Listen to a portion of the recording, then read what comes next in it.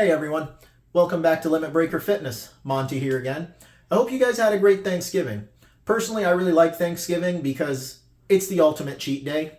Comment down below what your favorite Thanksgiving food is, alright? Anyway, let's get started. Today I'm going to talk about the 4 different types of muscle contractions. We're going to go over what they are, as well as how to best utilize them in our training, depending on our specific goals. Now, I'm going to be doing the dumbbell curl to illustrate it, but really the ideas can be applied to any exercise. Okay, number 1, the concentric contraction. Now, this is probably the one most people are familiar with.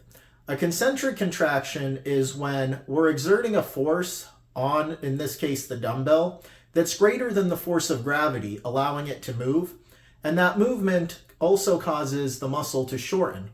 So, when the muscle is shortening and the dumbbell or weight or whatever it is you're using is moving, that is a concentric contraction. This is probably the one you've trained the most. Now, number 2, the eccentric contraction. Now you notice I didn't change the clip. I'm still doing that dumbbell curl. That's because the eccentric contraction is going to be the lowering of it. You see, during an eccentric contraction, we're exerting a force on the dumbbell that's not quite enough to overcome the force of gravity that's being exerted on it. So while the muscle is contracting, it's also elongating during the movement.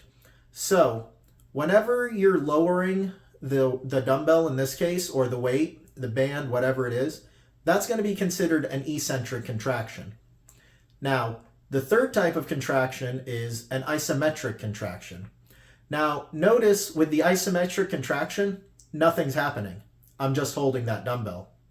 You see, an isometric contraction is when you're exerting a force that's about equal to the force of gravity, or maybe the band or whatever it is you're using, but you're exerting an equal force and no movement is occurring.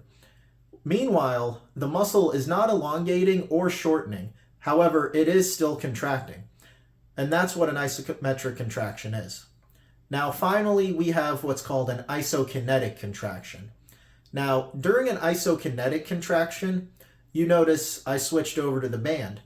That's because the speed is not going to change at which we do the exercise. However, the amount of tension is. As you see with the band, the tension is going to be higher up top than it is down below. But everything's still moving at the same speed. Now, why do we want to incorporate each one of these contractions? Well, the concentric contraction, this is where we're going to get power from, okay? When we're doing a concentric contraction, we're exerting a lot of force. We're moving a lot of things. Like if we're jumping, if we're playing a sport, whatever it is, anytime there's that explosion, that's going to be a concentric contraction. Now, the eccentric contraction, what's great about that and putting a focus on it is you're going to get a lot of microfiber tears, what we're looking for in order to stimulate hypertrophy. You see, during the lowering, that's when those tears are going to occur. The actin and myosin filaments in the cells will be breaking, and eventually, given enough rest, your body's going to heal those and your muscles will grow bigger. So if bodybuilding is your goal, focus on that eccentric. Now, isometric contractions, this is something that not a lot of people really incorporate into their training, and really they should. What's great about an isometric exercise is it helps to build the mind-muscle connection, but also it takes the muscle back to its base, what it's designed to do. And the first thing our muscles are designed to do is stabilize our joints.